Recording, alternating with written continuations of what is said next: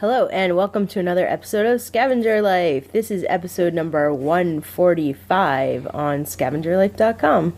And we are talking about our very slow store this week. Yeah, it is. I feel like this has been happening more and more this summertime. This is probably the slowest summer we've ever had. I mean, that being said, we're making a living. We're making the money we need to make. But normally it's been not as slow as it has been this week because, I love to talk about the numbers. We sold 32 items for about $1,200. Oh my God, that is really scraping it. So, that's an average of about $38 an item, which is good. I mean, that's like the one good news out of this is that this year, I really feel like the price per item that we've sold has really gotten higher. Yeah.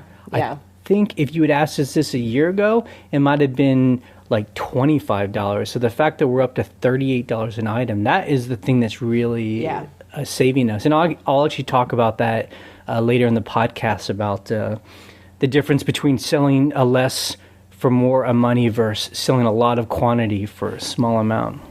Yep. But well, that makes me feel a little bit better. I mean, honestly, we've been trying to get our average price up, incrementally higher and higher. And it, even on a slow week, we're seeing that is true. So, I mean, what's interesting about this week is it was going fine, good sales, and then suddenly, like about Thursday, we just hit a wall. I mean, nothing where was happening. We weren't getting really any messages.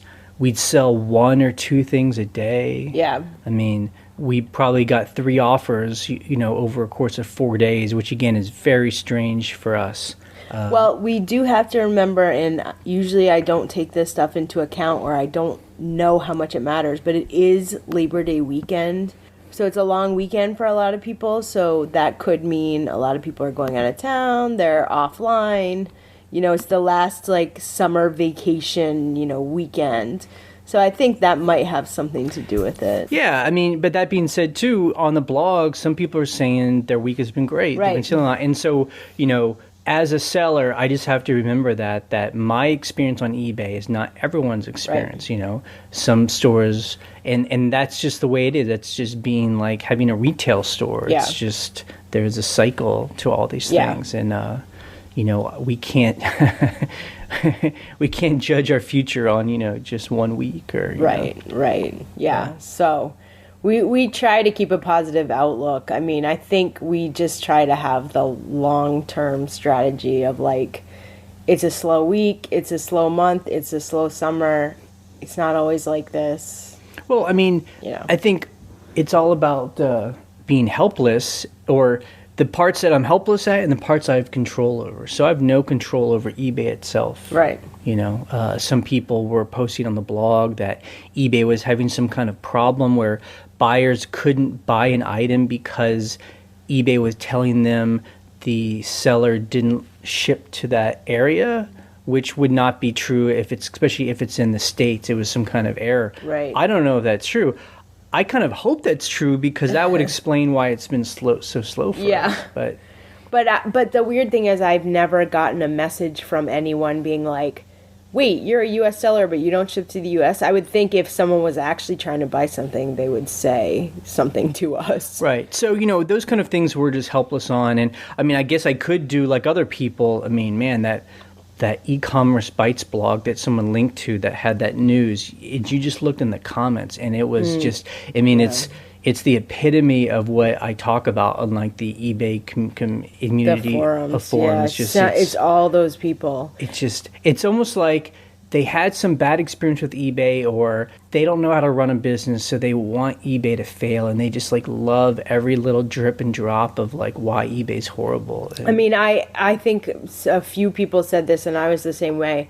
I was like, oh, I just want to see what people are saying in the comments. Are people having this problem? But man, the comments are a very dark place. I mean, here we go again. Fleece Bay's gonna steal your money. Yeah, Felice Bay, Fee Bay, I mean, it's funny to see that because I just have to get myself out of there as quick as possible. And so, yeah, I mean, so that's one thing you could do is you could just get in that swamp of just destruction. And I don't know, maybe that makes me feel good. I don't know. For us, what we did this week was, since we're going out of town for 5 weeks, we were focusing on inventory. We had a huge pile of inventory of really cool stuff, quality items that we've been picking up. And Ryan, we kind of switched it this time. Ryan took all the photos, and then I wrote all the descriptions of them, and it was great. So it was slow, but what are you going to do? What we have control over is our own inventory, Yeah, and basically we needed to get this stuff out of, we have like a little table area that we put stuff on when we bring it in the house, and we were like, we're leaving for 6 weeks. We have a house sitter friend coming to stay here. We have to get this stuff out of the house. So that was a motivator of and what's great is, I think we've talked about this hack before.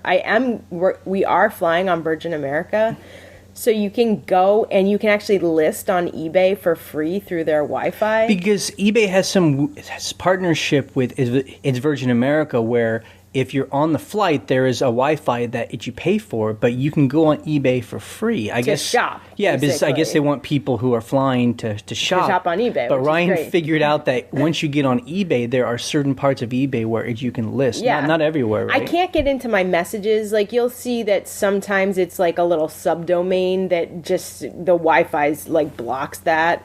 But you can list. So I have been able to actually do work on the plane for free, not pay for the Wi-Fi. So I actually am going to be doing that, I think. Well, how do you get access to the Google Docs that have all the...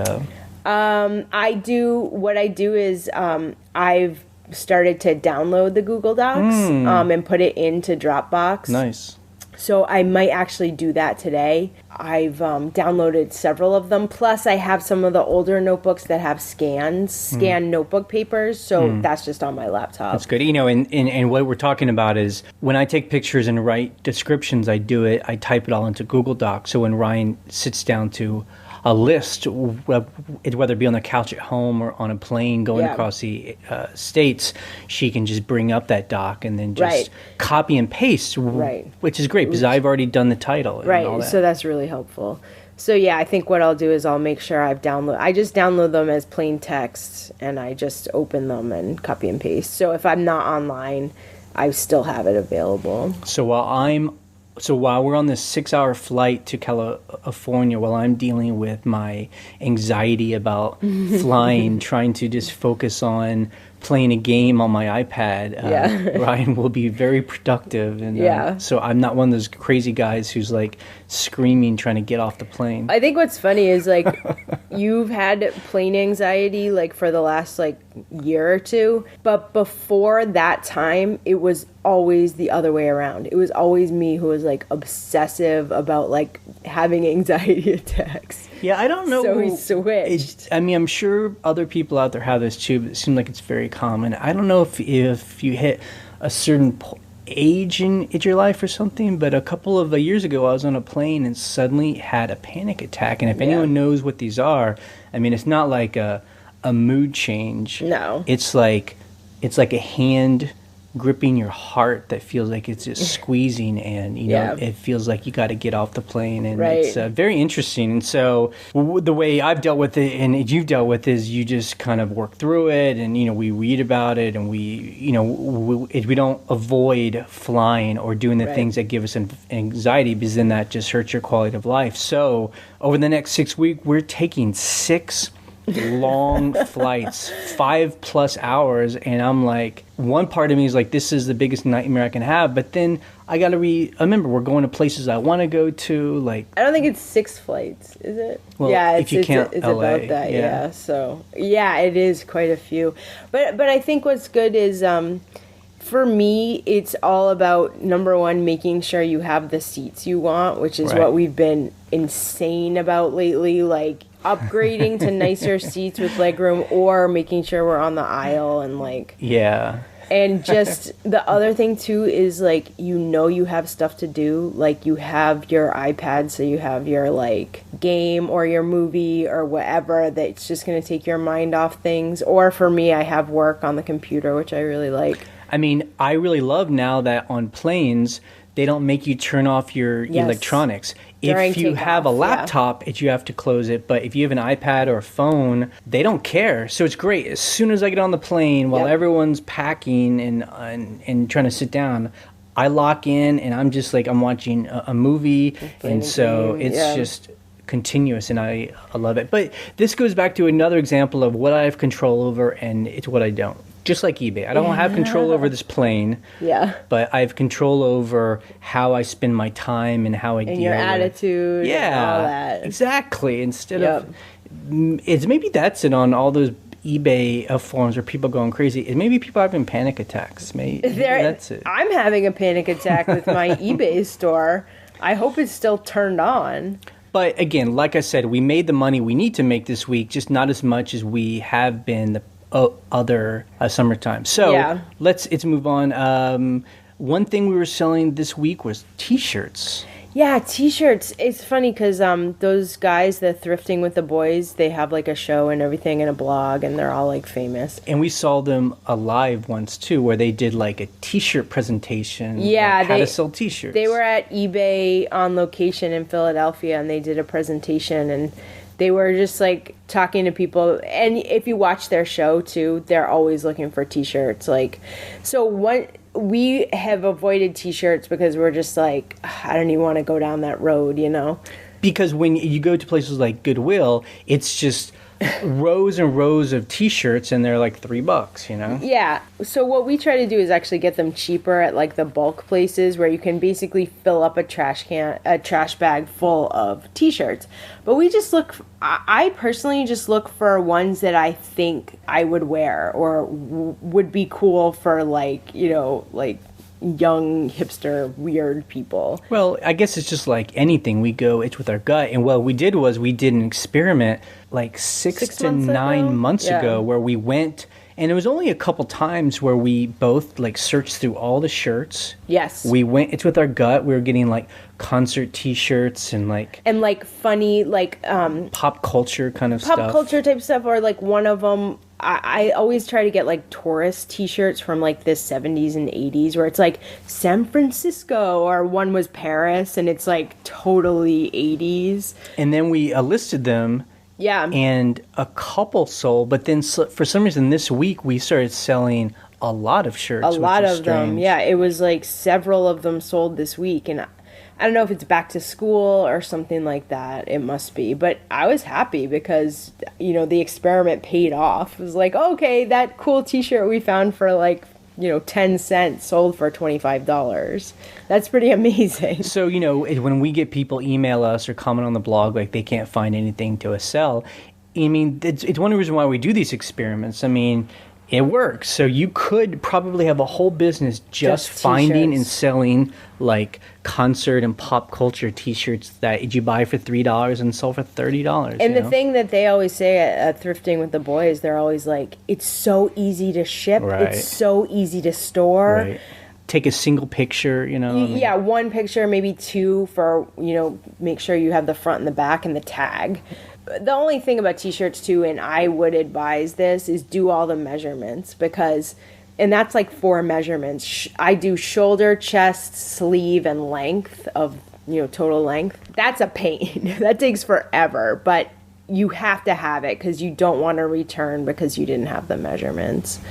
But I have fun with T-shirts. T-shirts, trucker hats, and like coffee mugs. You find those at every thrift store, and they're really fun and they're hilarious. But I kind of cringe when Ryan was saying that though, because it's like a whole rabbit hole. Like we can easily go home and bring home trash bags full of this stuff, and I don't know. I mean, I try and balance like the amount of work it takes to go through it with how much we sell them for.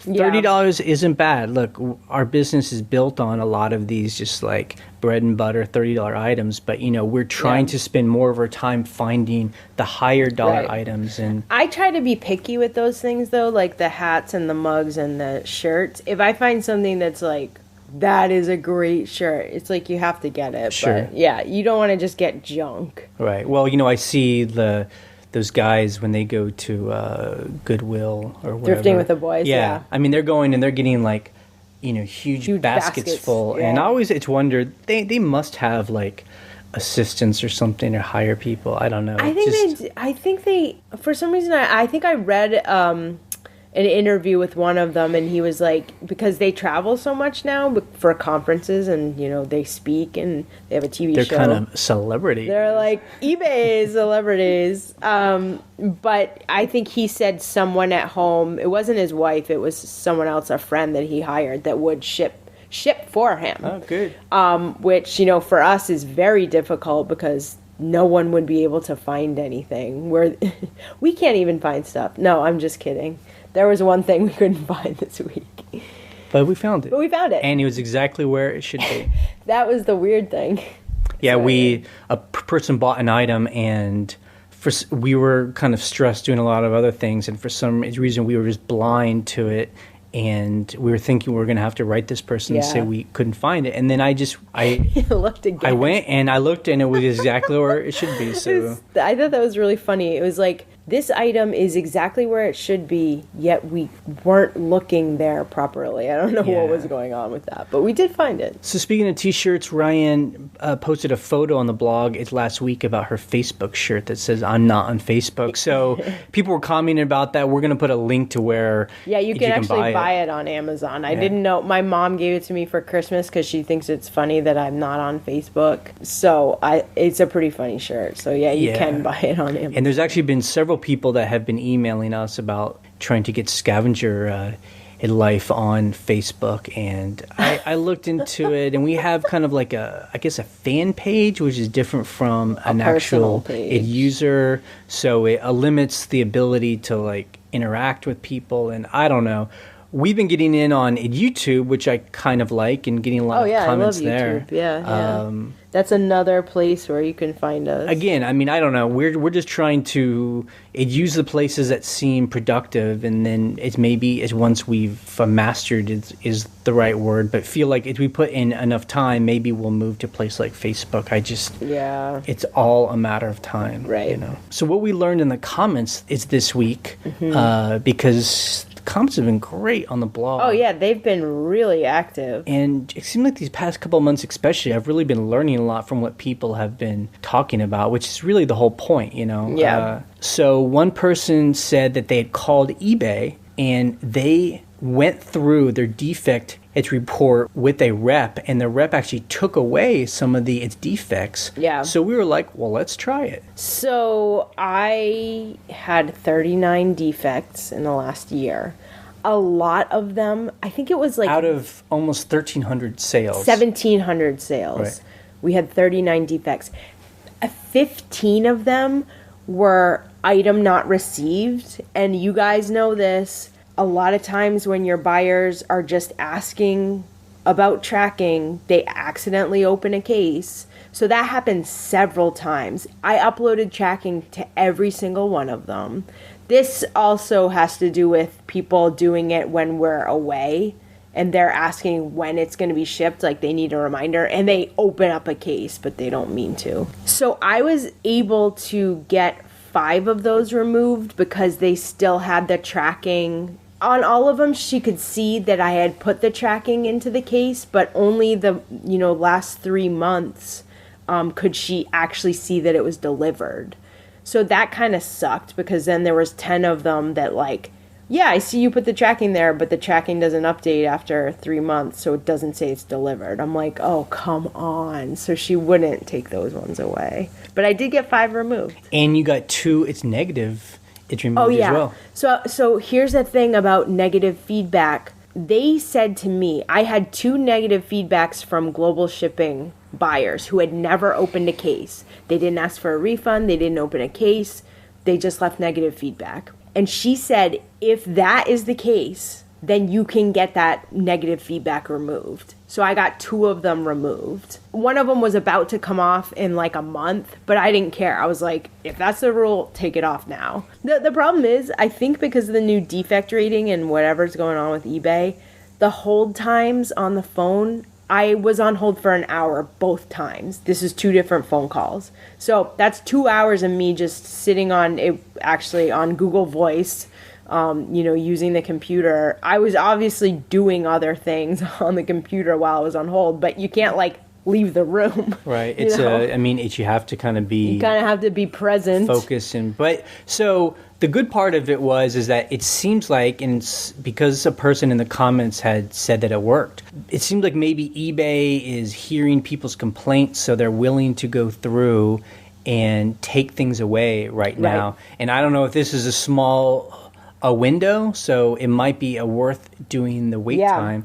So basically, look at your defect report.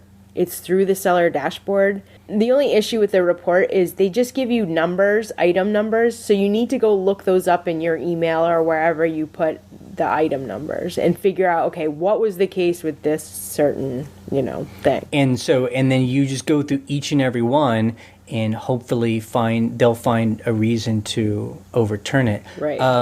Now, Chris, the coin guy, had told me that he had tried this and it didn't work at all, that they said they will not remove any defects at all unless the buyer calls him. So, again, it's just this thing where it's either, one person saying one thing, one person saying another, or officially they've been changing it week to week because it's a fluid problem they're having. And then, like Ryan said, because many of us are being judged on 12 months of data, it does show where one of the problems is that they're judging you on defects we got 8 months ago when no one knew that these defects would count against you. If we did, we would have fought those back then. Oh, right at the start. But now that 8 months have gone past, for some reason the reps don't have the data from those times, so they're just like, it's too late. And so it's kind of a bait and switch on eBay's part.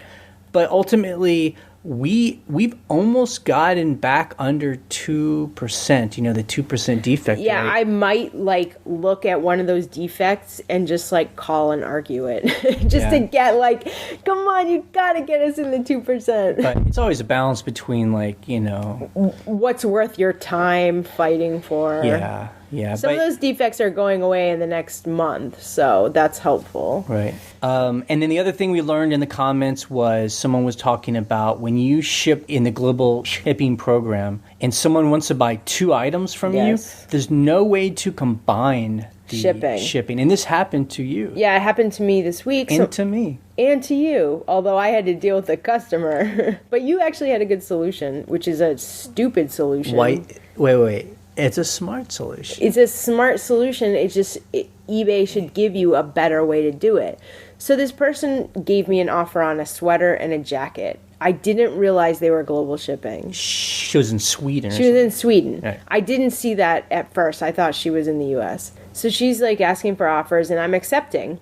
And then she's like, whoa, the shipping costs so much money. For each item. It's giving her all, because it's not combining the shipping for global shipping. It's giving her twice the price. So I was like, I don't even know what to do. I was telling her request total, because that's a way that I've heard that you can get around global shipping where it'll kick it out of global shipping and then you can adjust the shipping price.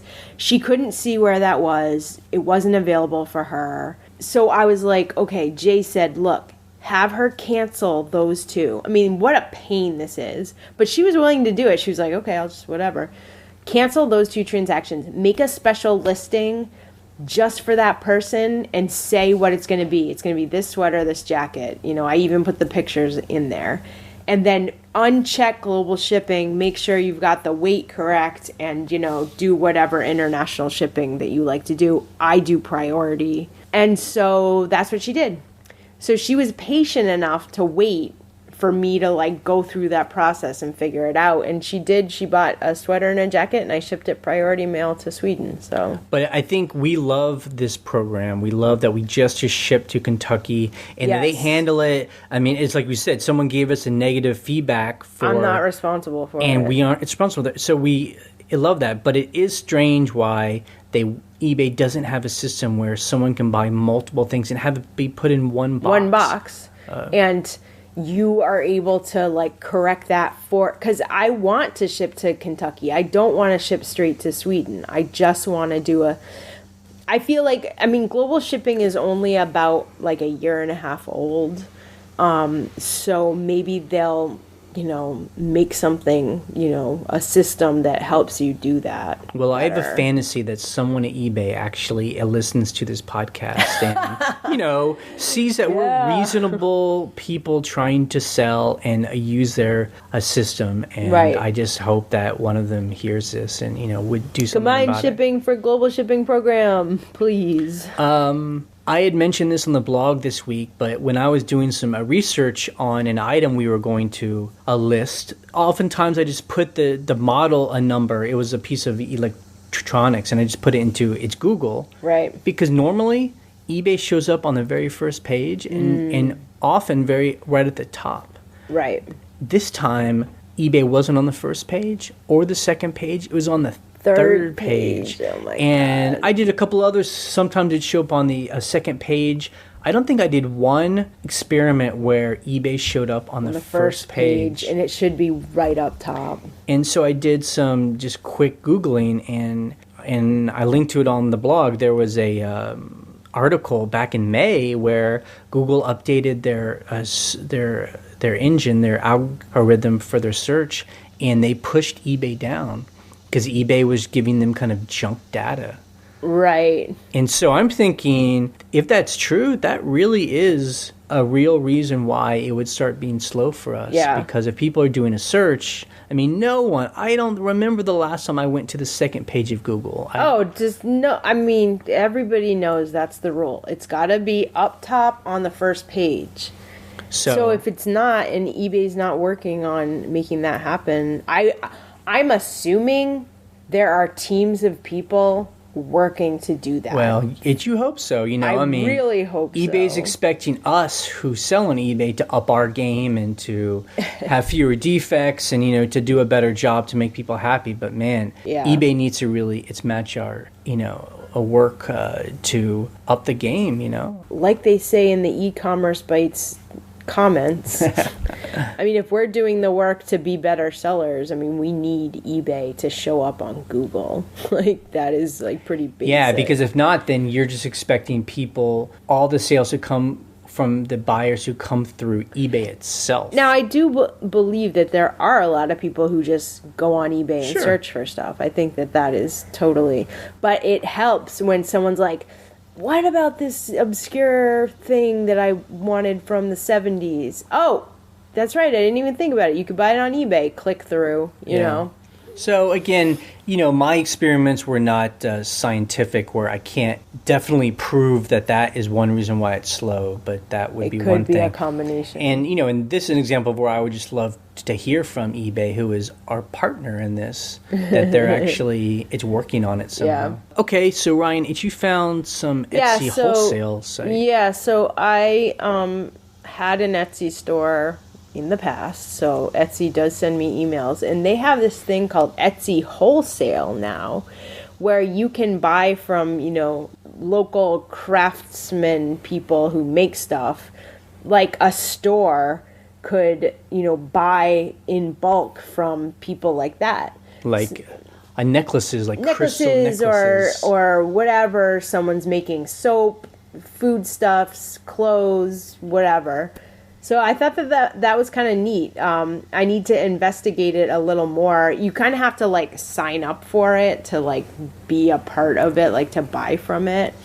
So I didn't do that, but I just thought it was an interesting thing that they're doing now, where stores, instead of buying from wholesalers, they buy from individual people who could make stuff in bulk. I thought that was awesome. That is interesting. For us, a better price than what they're selling it for one by one. Because actually, when I read on some people's blogs about finding wholesale stuff, is that they travel to these conventions where they meet these kind of people, these small producers will have a booth, maybe they make hot sauce or something. Right, or t-shirts or something. These people who sell on eBay or Amazon will go there and try and make these deals, I'll buy whatever, 15 cases from you. And so it's interesting that they're trying to make that more online. Yeah, I'll link to it on the blog so other people can check it out. And at the same time, Chris, the coin guy, who's been, I don't know, he's been sending me a lot of good info, and we've been talking. He sent me a link that I guess is being advertised on eBay or it's radio, so I guess I'll give them some free advertising now. But it's a site kind of like this where you can buy wholesale.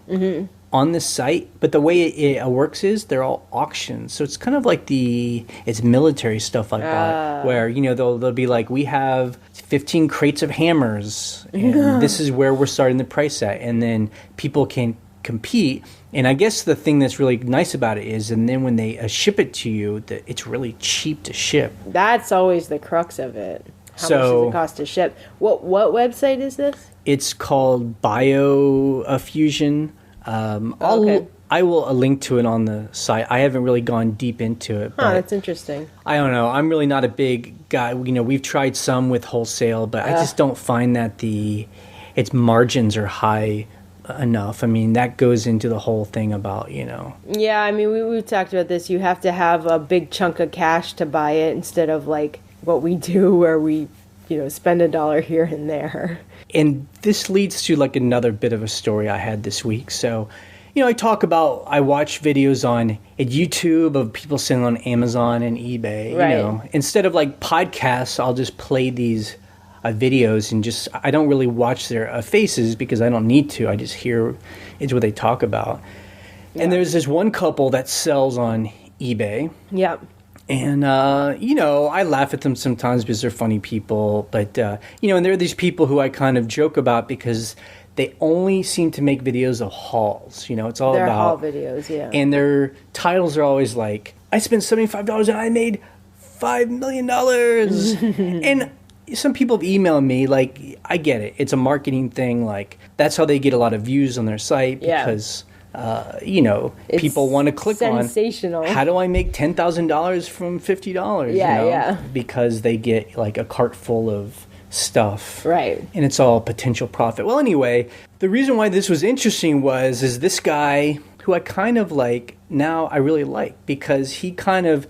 I guess people have been harassing him in the comments that when they do these videos and say, you know, look, this is worth $20, this is worth $100, that people are like, wait a second, that's not true. Like, I looked up the prices of that. What you're saying isn't true. So he actually started to go to his numbers and defend it. Good. Which it suddenly became a much more interesting podcast and YouTube thing. Right. Where he actually like took his camera and put it onto the computer screen and he showed his My eBay. There you go. So he showed the numbers that he has over the past 1, 3, 9, 12 months.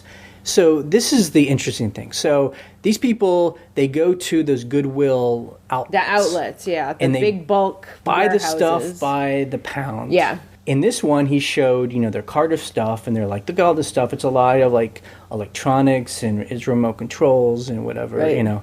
And then he showed, you know, how much he paid it's for that stuff. So he showed the thing that Goodwill gives him. Then at home, he went to his computer and he showed, well, this is how much we sell things for. He showed that on a weekend, they sold 125 items. Yes. Now, this was the part which is crazy. I mean, 120... That's like half our month. I mean, if I had to ship 125 items Sunday night, I'd be going friggin' crazy. Hang on. So we sell 35 items in a week. So he says they sell 125 in just a weekend. So I'm not exactly sure. I guess if you extrapolate that, he could be selling, you know, over 300 items in a week. And then he talked about that. And then when it looked at his screen and it showed like how much those 125 items are worth, because it'll say you need to ship this much. This stuff is worth X dollars. Right. His average selling price is between $10 and $15. Very interesting. So then he actually started talking about that. He was like, look, our model is we're buying the kind of stuff that people might buy at a Walmart. Most of the stuff we put up sells right away. That's interesting. Our model is about bulk. You know, we're just selling a lot of stuff. Right. And then he actually made its mention of I guess people, it's like us, he didn't talk about us specifically, but he seems to be aware of the different, its model, and that is, or you could, get the stuff that sells for higher, be willing to hold on to it, and to have a large inventory, hoping, things sell every week, but you're being patient. And so he basically that's exactly what we do. No, but I love that because you know why? Because he's aware of the difference. The different models, yeah. One isn't better than the other. Right, it's just a different model. Him and his wife just seem super hyper and super into it. They have a model that they seem that works to love. Yeah, and I think that's good because we've been, through this podcast, exploring different models, like Mr. Customer Service. Right. His model of I do 7-day auctions. Right. He has a bookshelf of inventory. That's it. Yeah, it's my inventory's on 4 shelves. If they don't sell in a week, I'll slash the price, do one more auction. Yeah. If not, they're gone. I would, if we hadn't have spoken to him, I would never think that something like that would work. I just don't have the experience. But it's cool that he was explaining his methods. And I think what's good is when people on YouTube or just other sellers are aware, like we're becoming aware, that there are other methods. And it, like you said, it's just different. And whatever works for you that makes sense. Right, and then each of us out there who runs an eBay store, whether it be part-time or full-time, we each just must choose what works for our own lifestyle. Right. Like, it's for us, we're about to go and travel for 5.5 weeks or so. Right. But because we have a large inventory, we're putting it all on, well, we'll talk about that in a second, but we're going to keep on selling while we're gone and then ship when we get back. Right. That has worked for us in the past. So even though we're gone for 5 weeks, we very often make almost as much as when we are at home. Right. Unlike this guy, and he admitted it, he says the way we can continue to make its money is we have to list a lot every single week. Yeah. If he's selling between 200 and 300 plus items a week, that means he must have to list that much stuff. Yeah, that's a lot of listing. These are not lazy people. That is incredible. Like you said, can you imagine shipping 125 items just in a weekend? Just for a weekend? That would be insane. It'd be one thing if it was in poly mailers. It would still be a lot of work.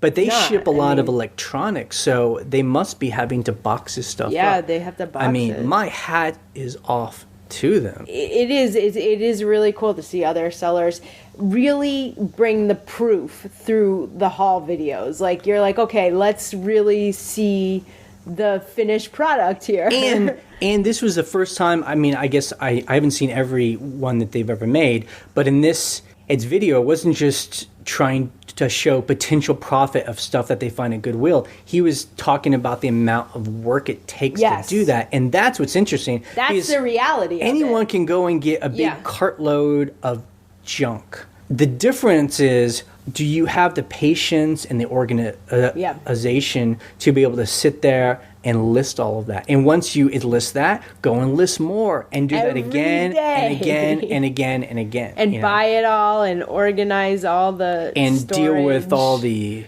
shipping. But again, when you work for it yourself, like all of us do, it's all about working smarter. And so you have to choose what smarter means. Right. Is it buying the stuff that sells right away, but you're willing to not sell it for as much? So you're having to sell a lot of that? Or is it like what we do, where you're being a little more selective in finding the weirder, rare items that people don't want to buy right away, but eventually buy. But when they do buy it, you make a massive profit. So, but then we have these kind of weeks like we have right now where it's super slow and you're like, do we even have an eBay store? Like, are we going to go out of business? But if we were selling like kind of cheaper Walmart stuff, things would probably be selling all the time. And for a lower price. A lot of times with my stuff, because it is unique and hard to find, I will put a premium on it. I could sell stuff probably way faster if I was like, $10. I've thought about that. Like, should we just put like a big sale, like a 50% sale, and just but we are choosing it so like we're playing a game where you're like driving in a car towards somebody else, and I don't want to like chicken. And I don't want to Yeah. swerve off Yeah. the road. I have confidence that I can do this. Okay, so the last thing we'll talk about is it's mentioned it, we're gone today. Today we're flying out. In 15 minutes we're leaving. And we fly out in about 5 hours to the West Coast, to San Francisco. Beautiful, beautiful San Francisco. And then we're flying and we're doing a job there for a week. Then we're flying it's New York for your brother's a wedding. My older brother's getting married. It's very fancy. And then we fly from there to Amsterdam, where we're going to be for almost a month. Yep, I think it's like 30 days or something. We did this last year too. We have a client, so we're doing a job there for a week, but then we have 3 weeks where we are renting an apartment and just to enjoy ourselves. Drinking coffee, eating pennacoken. I mean, and this is again one of those examples of like, this is why we have this lifestyle, is we don't have to ask permission to go on vacation. We don't have to like arrange things in a weird way. We just have chosen to do this. We have the money to do it, and we keep our store open. Yep. But this time we're doing it a little different. Yeah, so this is how we're doing it. We decided not to click the box that says we're on vacation through eBay. But because we feel that your search rankings go away. Well, it's always worked in the past. It's for us. But now that there's a new defect, it's rating. What happens is when you put your store in vacation, it doesn't change the shipping time. I mean, we put a message that says we will ship in 4 weeks. We email people, but the actual box that says when it will get shipped is still next day. And so they can make a defect every time they email you. Item not received in time. So actually what we're doing this time is we've changed the handling time, where now it's like the handling time is it's going to get shipped in 4 weeks. Yeah, 30-day handling time, 30 business day handling time. And what I also did was, because I do have an HTML template, I replaced the image of my regular banner header image, and I replaced it with an image that says we are away until this date. That is when we are shipping. So hopefully it will be, and we're going to email people the second they, purchase something. But the thing is, though, it says in the handling time when it will get shipped. Time. So even if they send us a message, there's no case to open because it's officially we're shipping on this day. Right. So we can't get a defect for where's my item because another good thing to clear. do when you've changed the handling time, take a screenshot, because that is your proof that you had your handling time changed. Because sometimes once you get home and you're shipping, the eBay rep, if someone does try to open a case, they can say, what does it look like? Well, that's only when we were doing it on its vacation. I would think it's with the handling time that it would be attached to the item. I guess. Oh, that's true. Okay, the reason why we're talking about this is because this is a new way we're doing this. So we've never done this before, where we've changed the handling time. It makes me feel better changing the handling time. But it's also a risk for us because we really don't know if it actually says in the handling time if they're going to buy from us. Because now that it's in the handling time, we don't know if that changes our ranking or out, and also stuff. People are like, oh, I'm not going to get this for 5 weeks. I'm not going to buy it. There's all those factors. So we're going to see. I mean, this is we'll see. a big experiment. And so what we're going to do is every week, we're going to go and change the handling time for all of our items. So now it's like 30 days, and after a week, 21 days, 14 days. It's a kind of a pain in the ass because we have so many 3,500 items, and with the bulk editor, you can only edit 500 at a time. So I have to go through every 500 and do it. It really doesn't take that long. It's just keeping track of what you're doing and making sure you do it right. So we will see. I mean, like we said, we changed the handling time yesterday, and we've only sold one thing. Normally, we'd expect to sell about 8 things. So, it's hard to say why things are slow right now, but we will see if people buy from us, even when the handling time itself says 30 days. Yeah, we'll see. Someone did buy something yesterday. We actually were able to ship it out because Jay went and got it out of storage, and we put it in the mailbox.